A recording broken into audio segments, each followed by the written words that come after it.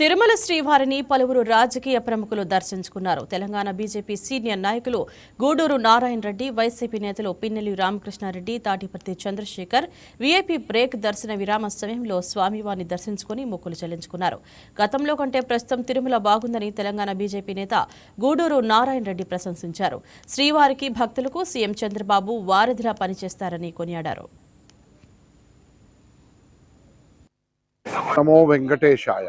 ఈ తిరుమల స్వామివారి సన్నిధికి వస్తే ఎట్లా ఉంటుందంటే ఆ వైకుంఠంలో ఉన్న స్వామిని నిజరూప దర్శనంలో దర్శించుకున్నట్టున్నది. ఎందుకంటే ఈ క్రెడిట్ అంతా కూడా ఈ రాష్ట్రాన్ని పరిపాలిస్తున్న ముఖ్యమంత్రి చంద్రబాబు నాయుడుకు మరియు ఈ పాలక వర్గానికి చెందుతుంది. అట్లాగే అధికార గణానికి కూడా ఇది ఈ యొక్క భాగ్యము దక్కుతుంది. ఎందుకంటే నేను పుట్టినప్పటి నుంచి నా పుట్టే వెంట్రుకలే తీసింది ఇక్కడ 1964లో. అంటే ఈ రోజుకు 62 సంవత్సరాలు. అంటే అప్పటి నుంచి ఈ రోజు వరకు వస్తున్నాను. ఈసారి చూస్తే మరింతగా మెరుగైన సేవ చేయడానికి ఎక్కడ చూసినా పరిశుభ్రత, ఎక్కడ చూసినా ఒక ఆర్డర్లీనెస్ ఉన్నది.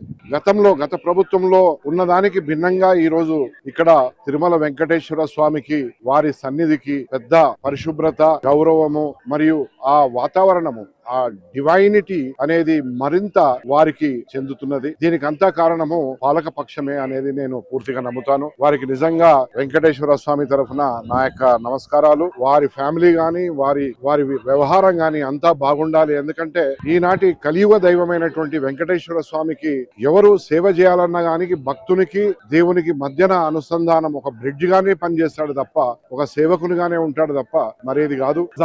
రజాకార్లు అంటే భారతదేశానికి స్వాతంత్రము 1947లో వచ్చింది.